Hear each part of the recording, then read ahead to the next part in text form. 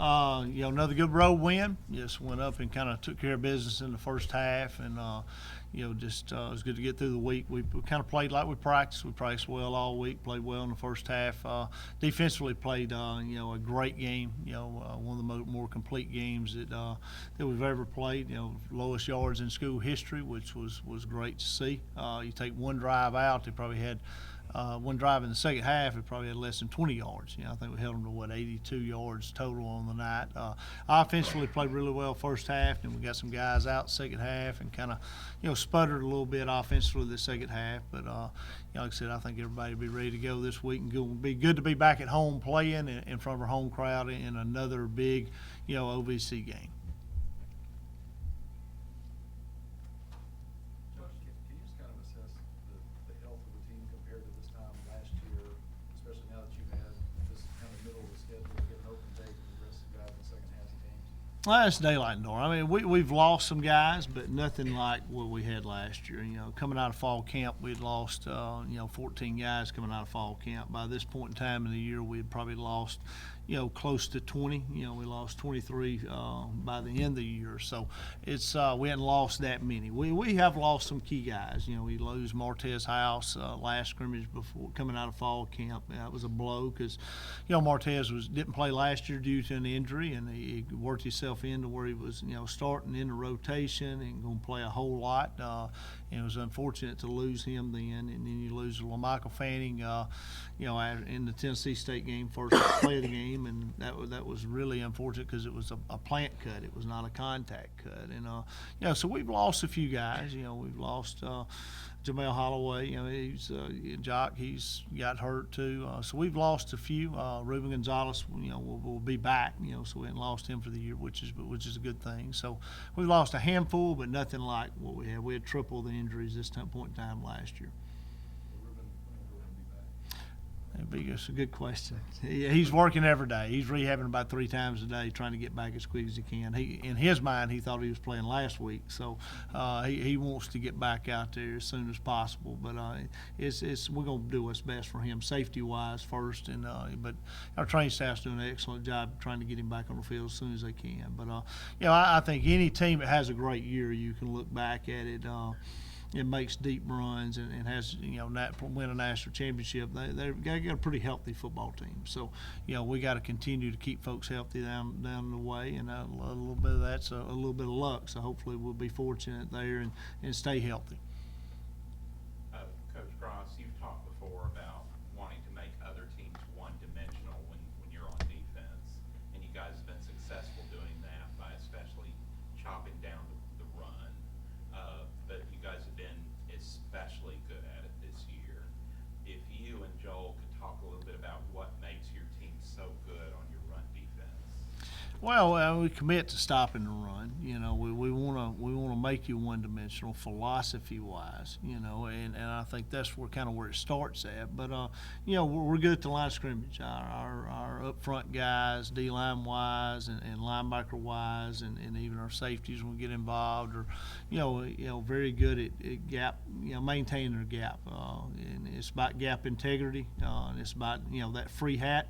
Most time you're gonna get a free hat to the ball, and that guy being able to make a tackle, and our guys are doing a good job of that right now. And I think that's if we continue to do that, I think our defense can be really, really good and really special. And they played well at this point, and just they get a little greedy sometimes. If they get the other team gets the first down, we're a little upset about it. But like I said, we got to continue to improve there. Joel. I commend a lot of our success, at least 9%, to our coach. We have a great defensive coordinator who puts us in the best call possible. He studies the offense just as we study, or a way lot harder. So he knows basically everything that's going on, and he puts that or installs it into our mind throughout the week. So we're just not out there running through plays over and over again. He's really putting us in the exact call, like a game situation. So when we enter the game, we've already played it several times at practice or in our mind.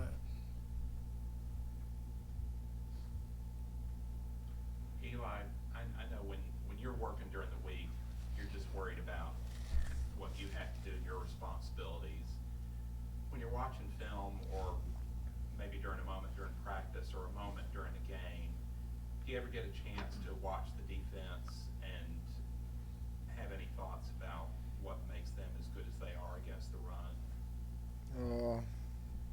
mean, we got great players. Like he said, we got a great defensive coordinator. I mean, they make plays when it's time to make a play, they make it. So it's just, I mean, going against them at practice is hard. I mean, it's been hard since fall camp, and that makes us better. But we just got a great defense overall.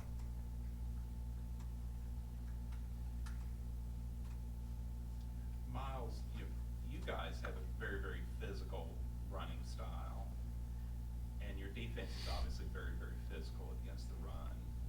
Head coaches tell me before that they think that makes both sides better. What do you think? Oh, yes, sir, I do. Like, every day at practice, our O-line, they're very physical and they're very competitive, and the same thing with our D-line. So, like, Tuesdays, like, I use our hard practice, and even before practice in the locker room, they just can't wait to get out there. They're talking trash, ready to go at it. And so, like, and we always have high intensity, and we just go at each day. That would make each of them better. It's bloodletting on Tuesdays sometimes in Yeah. fall camp when they go at it, because it's a pretty good deal.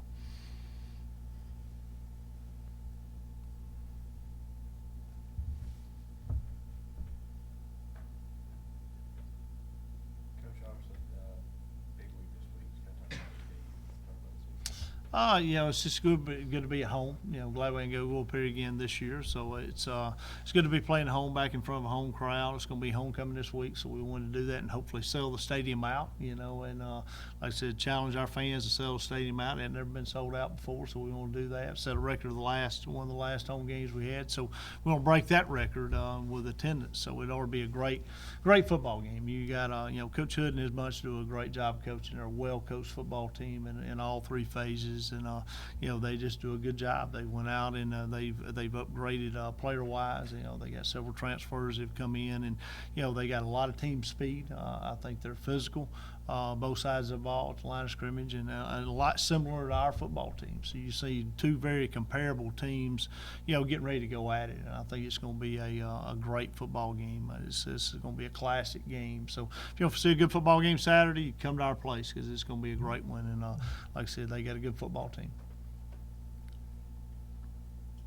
For all three players, before the Tennessee State game during that week, your coach asked the fans to come out and support the team, and they responded in a big way.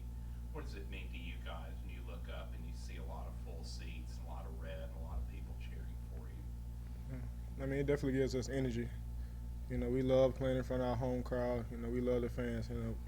And just hearing them cheer for us and just all riled up. It gives the team a lot of energy that we need to be successful.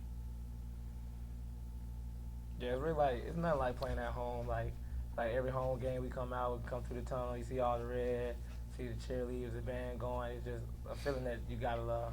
So you love it when you're home. You feel more comfortable. And I guess the more atmosphere is more exciting when you're home. Our crowd will never know exactly really what they truly mean to us. It's more so like a family thing. When we see our family in the crowd, it makes us play harder, go harder, and be just such a better team because we feel like we're playing for something. It puts a passion in our heart to perform on each and every day. And when they pack it out like that, it allows us to go full stream every time.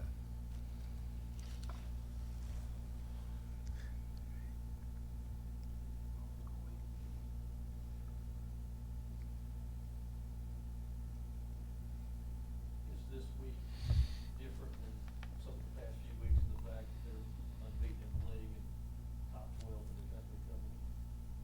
I mean, it's week 8. We're taking them 1 week at a time, but you want to take them 1 week at a time, not to get upset last week. Everybody knew this was going to be a big game. I mean, we knew in all seasons it was going to be a big game. I mean, I know when they came to me and asked me about what game we wanted to play homecoming on, and I picked this one because it was one Halloween, and you want to make sure that you got your crowd here. You knew this was going to be a big game because they had a good team coming back. We had a good team coming back. So you would hope that both teams would be where they're at. So we chose this game homecoming because we want that stadium sold out. you know, and it should be sold out Saturday because it's going to be a classic game. And like I said, I think our guys know. You know, I think, Mike, you asked me the other night on the coaches show, you said, well, if anybody that, you know, won't play in this one, or who we got, let's shoot. You'd have to cut their leg or arm off not to play in this game. You know, they'll be ready to play, and there won't be no holding nobody, you know, for next week or down the line. So anybody and everybody that are capable of playing will play, and it's, you know, their guys are going to be ready. You know, we know that, and our guys are going to be ready. So it's going to be a physical football game, and like I said, I think it's going to be a great one. You see any comparisons in your game with Kentucky, and yours with Auburn? You got to look at it. You got two teams that have sit here and took, you know, really two SEC teams to overtime, and really both of us should have won. You know, they had Kentucky beat. They were up 2 scores with 5 minutes left to go in the game, and somehow, you know, Kentucky comes back and has 2 drives and scored on, you know, like a 4th down, converted on 4th down a couple times on the last drive or last 2 drives, and, you know, got it in overtime and won the game. And like I said, our game with Auburn, you know, we felt like we should have won that game. And like I said, you talking about 2 good football teams. I mean, these 2 teams could, yeah, play with anybody in the country, I think, you know, and I think both teams, you know, regardless of the winner, regardless of the loser, has a good chance to make a run at it in the playoffs. I think we're both that good of football teams, and then you compare to, you know, they're a top 10 team. To me, in my mind, they're a top 5 team. You know, I think that they can play and make a run at it when it gets playoff time. Tony made that big a difference in a quarterback. He does, gives them the ability to throw the football. I mean, you know, they battled back and forth last year with who the starter was, and I think he played inconsistently at the first of last year, throwing some interceptions, you know, and then, you know, he's the guy this year, and their ability to throw the football has made him, you know, a whole lot better. You know, he's a very accurate passer. He's got some, you know, weapons there at receiver to throw it to, and so they're not one dimensional. And if they did become one dimensional, they can throw the football. So it's you know, he's a good football player, and he's improved a lot since last year. I think with his decision making and, you know, how he protects the football and how he takes care of it.